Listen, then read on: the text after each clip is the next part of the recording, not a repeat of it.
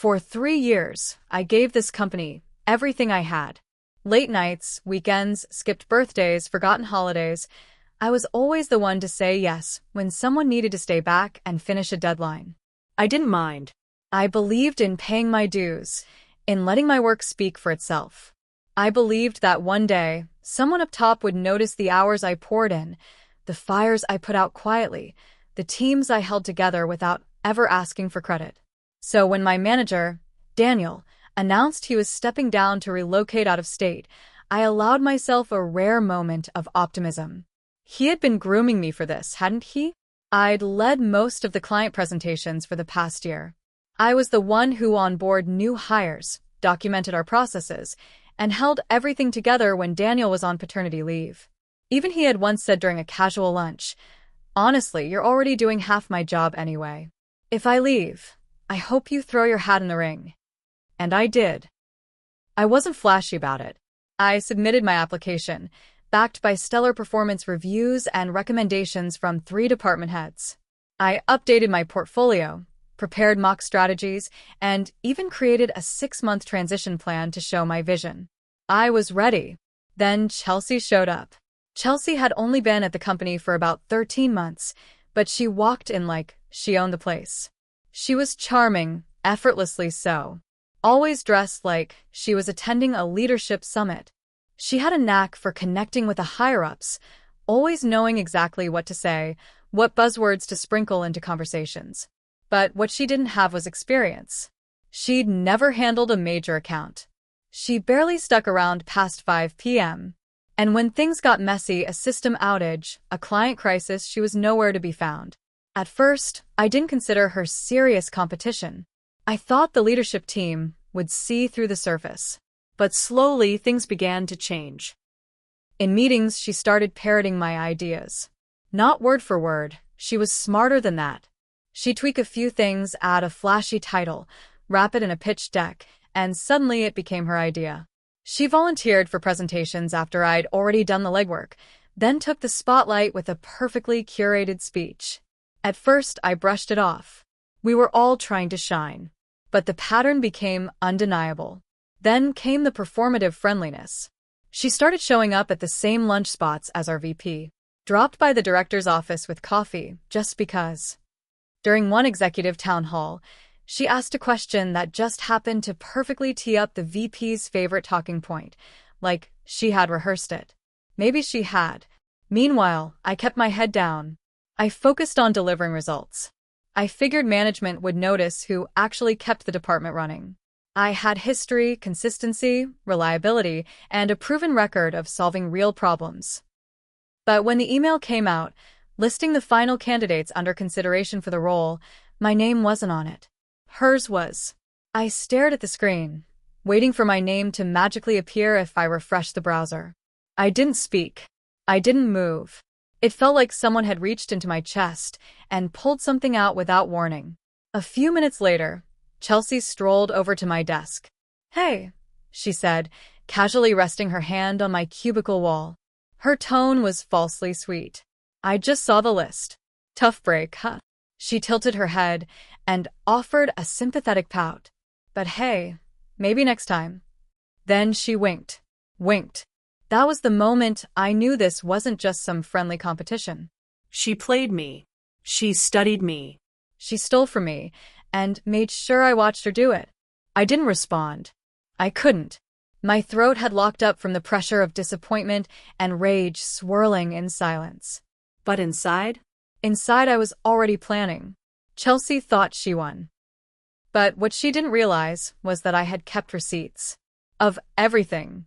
And if she thought I was going to let this slide, she had no idea who she was dealing with. That night, I didn't sleep. I lay awake staring at the ceiling, playing back every moment from the past few months. Every time I saw Chelsea peeking at my notes during meetings, every project she swooped into after I'd already done the groundwork. I realized now that it hadn't been coincidence. It had been a calculated campaign.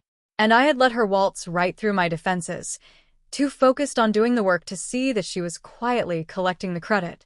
But what she didn't know was that I documented everything. Emails, memos, Slack messages, version histories.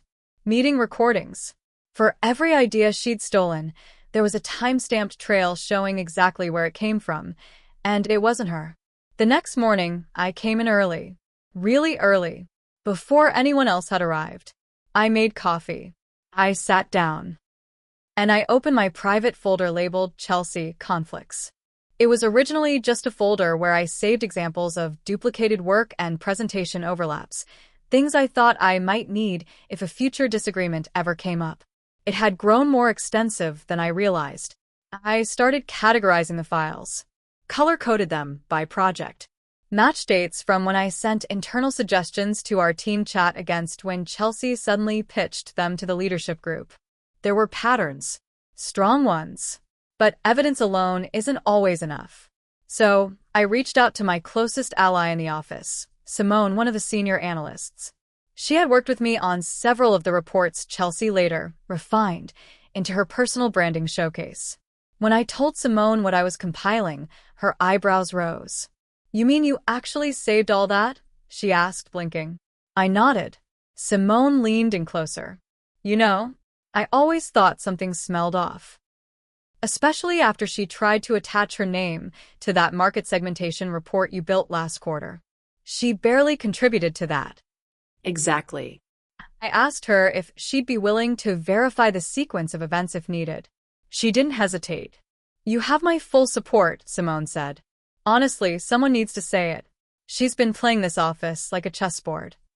I thanked her, then started formulating my plan. I wasn't going to march into HR guns blazing. That's not how you handle this. Not when your opponent is someone like Chelsea, who could smile through an accusation and turn it into an opportunity. No, I needed something more elegant. Something she wouldn't see coming. So, I did what Chelsea never expected me to do. I scheduled a meeting not with HR, not with my manager, with the VP herself. I titled the request, "Follow-up on promotion review, additional supporting materials." I wasn't angry in my email. I was calm, professional. I simply expressed that I'd done some reflection and had a few things I'd like her to consider in context of the recent selection process. I didn't even mention Chelsea's name. The VP replied 2 hours later. "Happy to meet. Let's talk Wednesday at 9 o'clock. Perfect. Now I had 3 days to sharpen the sword. Chelsea may have stolen the spotlight, but I still held the truth. And the truth, when timed right, can be devastating. Wednesday morning arrived with a silence so sharp I could feel it in my bones. I wore my best suit, not flashy, just clean, professional, and deliberate. I'd spent the previous night rehearsing every possible scenario in my head. If she denied everything, I had proof. If she acted surprised, I had timestamps. If she got defensive, I had witnesses. By 8:55, I was standing outside the VP's office. Her name was Karen Blake, known throughout the company as sharp, fair, and extremely busy. She didn't have time for gossip or politics, which worked in my favor. I wasn't here to complain. I was here to present facts. She waved me in without looking up from her monitor. "Morning," she said. "Have a seat." I sat, heart pounding but face calm. She turned to me. "So, you said you had something you wanted me to consider regarding the promotion?" I nodded and pulled out a thin, clearly labeled folder. "Yes. First, thank you for taking the time. I'm not here to challenge the decision. I understand the process is complex. But I realized that several of the contributions discussed in support of Chelsea's candidacy may not have originated from her. I've compiled a timeline and documentation for your review." Her eyes narrowed slightly, not in suspicion, but in curiosity. "I'm listening." I opened the folder and started walking her through it, step by step.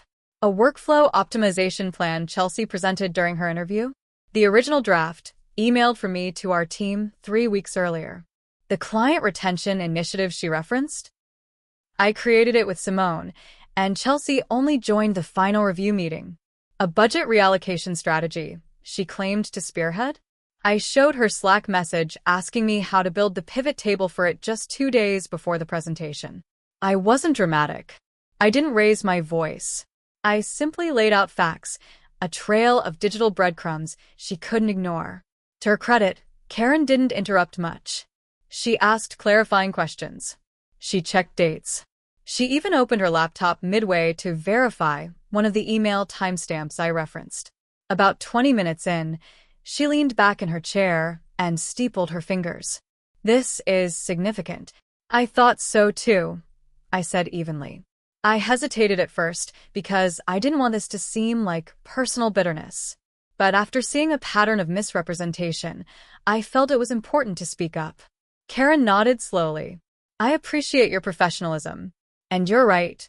This isn't bitterness. This is due diligence." She closed the folder gently and looked at me. "Thank you for bringing this forward. May I keep this?" "Of course. I'll need some time to review this more thoroughly and speak with a few people. I'd appreciate your discretion in the meantime." "Absolutely," I replied. She stood and offered her hand. "You've handled this with integrity. That's not something I see often." I left her office with my pulse still racing, but my shoulders lighter.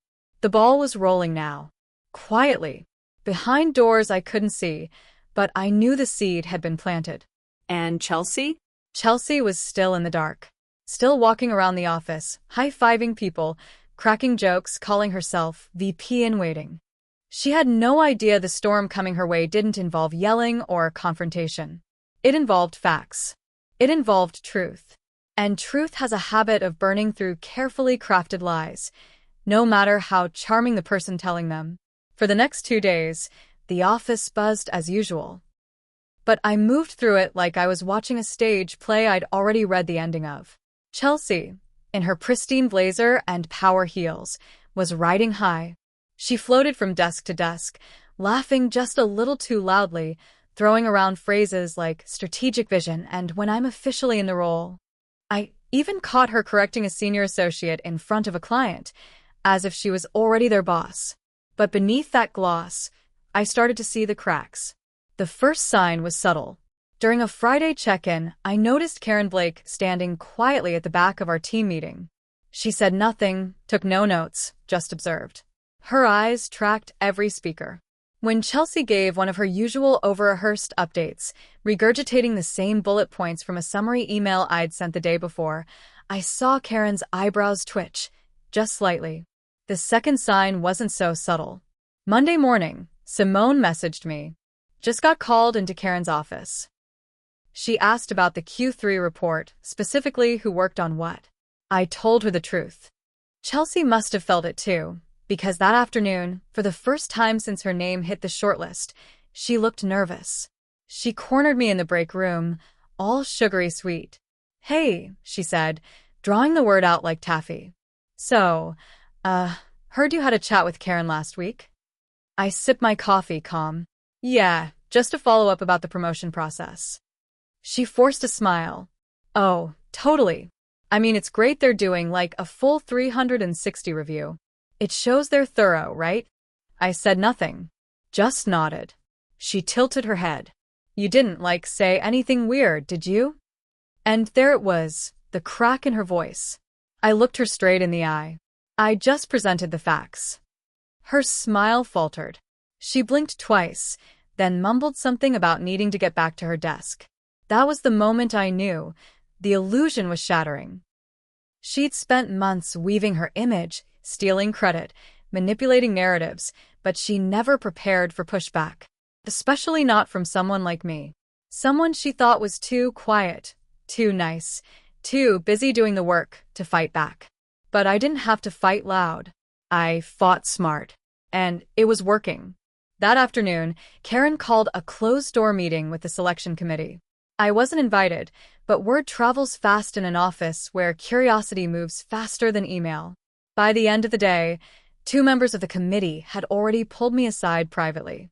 "Just wanted to say," one of them whispered, "what you did took guts." And it didn't go unnoticed. I nodded, grateful, but cautious, because I knew we weren't done yet. Chelsea hadn't fine. Not officially. But her confidence was wobbling. Her steps were a little less sharp. She no longer held eye contact quite as long. The mask was slipping. And I had no intention of letting her put it back on. By Wednesday morning, the tension in the office was thick enough to slice with a letter opener. Chelsea was unusually quiet. No more parading between desks, no more when I take over comments, no more curated elevator run-ins with senior staff. She sat at her desk, headphones in, typing furiously, though I couldn't tell if she was working or panicking into a Slack chat. Everyone could feel something brewing. That afternoon, an email pinged into our inboxes. Team meeting at 3:30 p.m., important organizational update. Subject: promotion decision finalized. The room was full 5 minutes early. People weren't just curious, they were waiting for a show. Office drama, when it reaches a certain pitch, becomes a kind of collective entertainment. And this was our season finale. Karen Blake entered precisely on time. She didn't bring notes. She didn't need them. Thank you all for coming.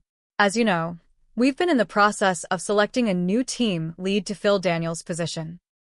It's a role that requires more than just charisma or technical ability. It requires ethics, leadership, and, most importantly, trust. At that, she glanced, very briefly, in Chelsea's direction. I could feel her tense from 2 rows behind. Karen continued. After reviewing performance records, project ownership, staff feedback, and additional documentation brought to our attention, we've made a final decision. And then she said my name. I didn't react right away. I sat frozen, unsure if I had misheard. But the small wave of polite claps that followed, along with Simone's unmistakable grin 2 seats over, confirmed it. Karen turned to me. Congratulations. Your consistent contributions, humility, and integrity stood out in every review. Chelsea didn't clap. In fact, she didn't move at all. She just stared straight ahead. Her jaw clenched so tightly, I thought I could hear it crack. Her eyes didn't blink. Her hands curled around her pen, as if it might anchor her to her chair. Karen wrapped up the meeting quickly, but not without one final note. Oh, and moving forward, we will be implementing a new credit attribution policy across departments, including project documentation trails. Transparency matters. Everyone knew why she said that. After the meeting, people came up to shake my hand. Some offered congratulations. A few whispered things like, finally, and it was about time. Even one of the senior engineers, someone I assumed barely noticed me, patted my back and said, "You handled that whole mess with class." Chelsea disappeared for the rest of the day. By Friday, her desk was cleared. No announcement. No email. No goodbye party. Just gone. HR never confirmed what happened officially, but word trickled out.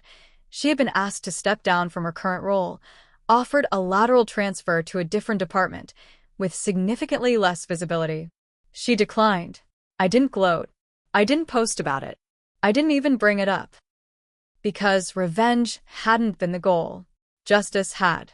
And justice, when you've spent years being overlooked, overwritten, and underestimated, tastes best served quietly, in a room full of applause.